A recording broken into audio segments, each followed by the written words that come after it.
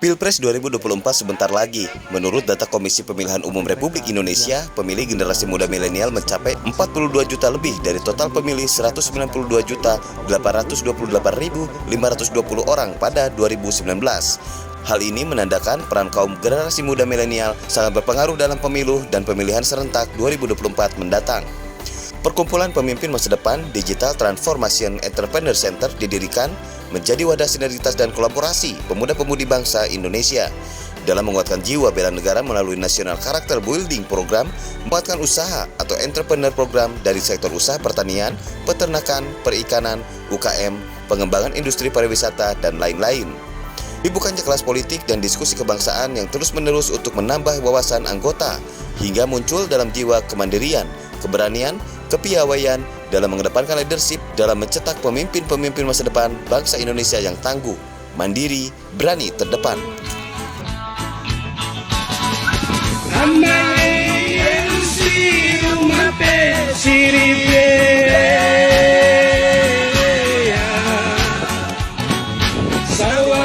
Dari pemimpin masa depan, dan pada hari ini sore yang sangat indah kita berada di kawasan Senayan City yang sangat luar biasa, di mana para tokoh politisi, ada pendiri partai juga di sini, ada dua tokoh politisi senior yang memang saya akan minta pendapatnya dengan kelahiran perkumpulan pemimpin masa depan. Jadi kita akan dengar, sebelum ke Dewan Pembina Pajak, kita akan dengar dulu dari salah satu politisi senior kita. Bang, izin Bang, dengan kehadiran pemimpin masa depan, itu bagaimana nih?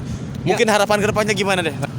Masyarakat itu butuh pemimpin masa depan, karena pemimpin itu adalah membawa harapan rakyat. Harapan nih? Ya. Kata kuncinya harapan.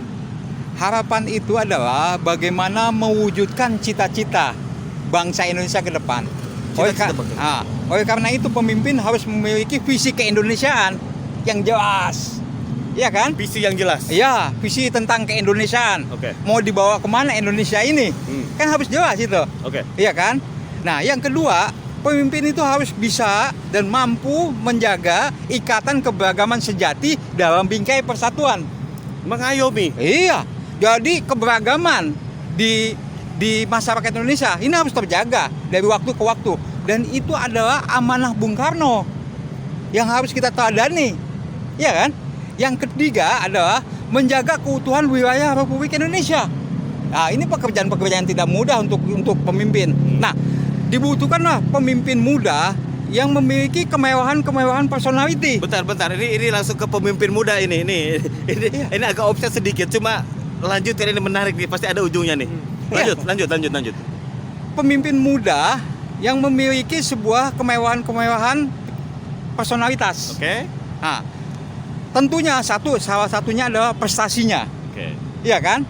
Jadi tidak ujuk-ujuk melihat bursa calon presiden mereka mendaftar, tapi prestasinya nggak ada. Mau dibawa kemana Indonesia? Prestasi. Iya kan? Yang kedua, iya kan? Pemimpin itu harus punya komitmen untuk menjalankan visi keindonesiaan. Bahwa Indonesia itu adalah bangsa yang besar dan bangsa yang heterogen, dan ini adalah karunia Tuhan yang harus kita syukuri. Karena mereka punya nilai-nilai perjuangan dan memerdekakan negeri ini. Ya kan? Saya jadi ingat bahasa Bung Karno waktu itu.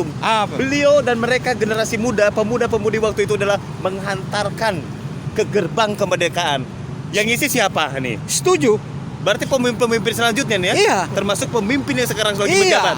Pemimpin muda itu adalah pemimpin yang mempunyai kemauan keras, ya kan? Pekerja keras, dan juga bahwa dia adalah seorang yang akan membawa Indonesia ke depan dengan kerja kerasnya dia.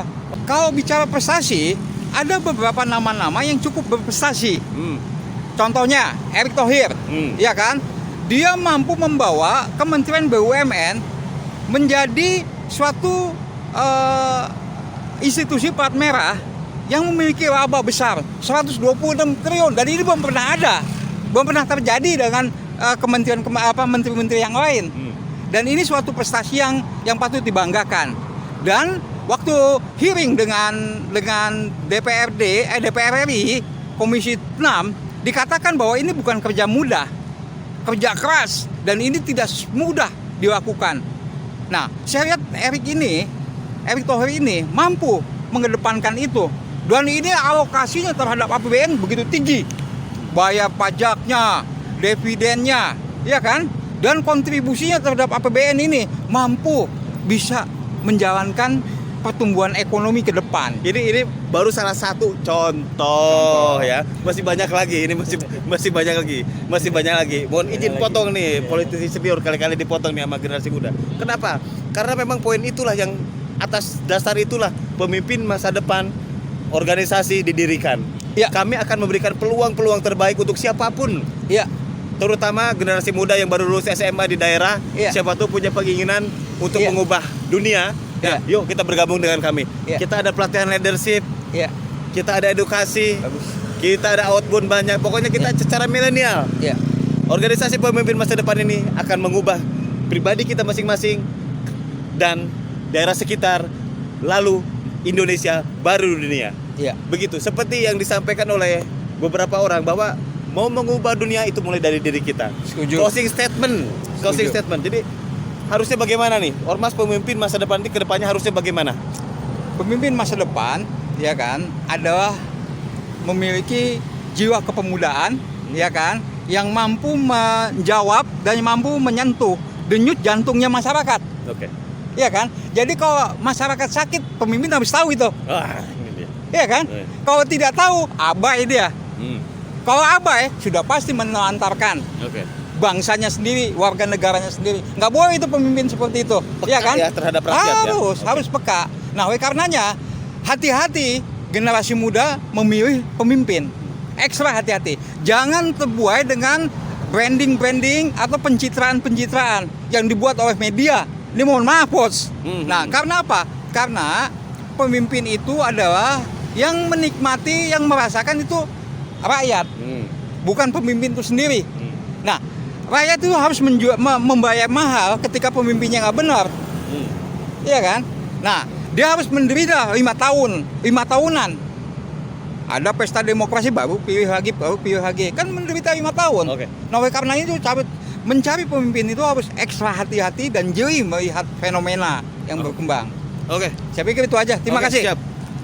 Oke, Dan terima sekarang kasih ya. ada salah satu ketua umum dan pendiri Partai Nasionalis, Bang Jeffrey. Iya, terima Nih, kasih. Kanda izin ya, sebagai adik nih bertanya, sebagai tokoh parpol, ada ormas pemimpin masa depan yang mengedepankan milenial nih di sini. Khusus, bagaimana pendapat dan arahannya nih? Kalau menurut saya itu bagus juga kok dari kaum milenial ya untuk jadi pemimpin masa depan. Cuman kita berbicara di sini pemimpin masa depan kan bukan dari kaum milenial aja, ya kan? Ada juga tokoh-tokoh nasional yang sudah populer, yang sudah punya prestasi, yang sudah banyak pendukungnya. Jadi kalau untuk kita bercerita sekarang tentang pemimpin masa depan menjelang 2024, kan tidak harus dari milenial. Tokoh-tokoh nasional pun banyak yang bermunculan, seperti Pak Erick Thohir, Ganjar Pranowo, Ridwan Kamil, Anies Baswedan, ya kan? Termasuk terakhir dari perempuan Mbak Puan Maharani. Nah, ya mereka itu kan termasuk pemimpin masa depan juga. Cuma kita lihat dari prestasi dan rekam jejaknya, pantas nggak mereka untuk maju di capres di tahun 2024? Masyarakat udah tahu lah, nggak pernah lihat dari bahasa kita, dari jejak digital, dari medsos, udah nampak dari situ. Jadi kalau dari kita, dari parpol, kita menyerahkan kepada rakyat aja siapa mereka yang senangi, yang benar-benar mengutamakan kepentingan rakyat dulu. Bukan nanti setelah udah jadi kepentingan kelompok yang dikerjakannya. Nah, jadi bagi kami siapapun bisa jadi pemimpin masa depan. Dari ormas yang pemimpin masa depan ini pun boleh, kaum milenialnya boleh, tokoh-tokoh masyarakat, tokoh nasional boleh. Yang penting dia mengutamakan kepentingan rakyat. Itu aja dari Mengutamakan kita. kepentingan rakyat kata kuncinya. Dan kita akan dengar dari Dewan Pembina Pemimpin Masa Depan Jack Tumewan. Silakan Pak Jack. Saya menilai ada beberapa kriteria. Pertama, punya visi ke depan, membawa Indonesia tahun 2045 itu menjadi bangsa yang hebat. Selanjutnya kedua, perlu wawasan kebangsaan. Karena Indonesia sekarang ini dihantam oleh dari berbagai macam kiri dan kanan tentang keindonesiaan kita, tentang NKRI. Dan ketiga, punya wawasan tentang milenial ke depan, milenial global, atau ekonomi ke depan, atau UKM ke depan. Seperti apa? Karena rakyat tidak memikirkan yang lain, hanya berpikir perutnya terisi atau enggak. Karena Indonesia luas banget begini, pertaniannya oke, UKM-nya oke, bagaimana kita bisa mengatur itu? Apalagi di pemimpin masa depan ada pelatihan-pelatihan tentang leadership, tentang milenial semua. Kita harus lihat ke depan. Milenial itu kalau kita tidak ikuti, kita akan ketinggalan dengan negara-negara lain. Terima kasih. Ya, barusan sedikit pandangan-pandangan terhadap pemimpin masa depan bangsa Indonesia dan pemimpin masa depan ormas yang didirikan. Jadi pada intinya pemimpin masa depan adalah jembatan emas yang penuh mengusung ideologi kebinekaan. Kenapa? Karena kita tahu bahwa Indonesia berdiri dari ribuan suku bangsa, bahasa, dan kita punya culture yang berbeda satu sama lain. Tapi kita ingat Bung Karno, Trisakti menjadi program bangsa Indonesia waktu itu, trilogi pembangunan yang digencarkan oleh Pak Harto dan Kiai Haji Abdul Rahman Wahid, kebinekaan. Dan jangan lupa juga bersama Pak Habibie kita menikmati hari ini internet yang sangat canggih. Itu rekam jejak bentuk penyatuan dari semua presiden-presiden putra-putra putri bangsa terbaik Indonesia yang pernah ada. Dan sekarang kita melihat ke depan bahwa bangsa Indonesia adalah milik milenial. Tadi ada sempat mengatakan bahwa bukan hanya milenial, itu betul. Tapi suka tidak suka, percaya tidak percaya, milenial hari ini mendominasi. Tinggal bagaimana kita mengerenca, menyatukannya, menjadi milenial yang cerdas, melek politik, dan berani tampil. Maka dari itu, Ormas Pemimpin Masa Depan didirikan untuk menjadi wadah sinergitas dan kolaborasi. Dan tidak menutup kemungkinan juga bahwa dari Ormas Pemimpin Masa Depan sendiri itu akan bersinergi dengan seluruh partai politik yang ada untuk membuka School of Politik. Saya Len Jakarya, mohon pamit. Terima kasih.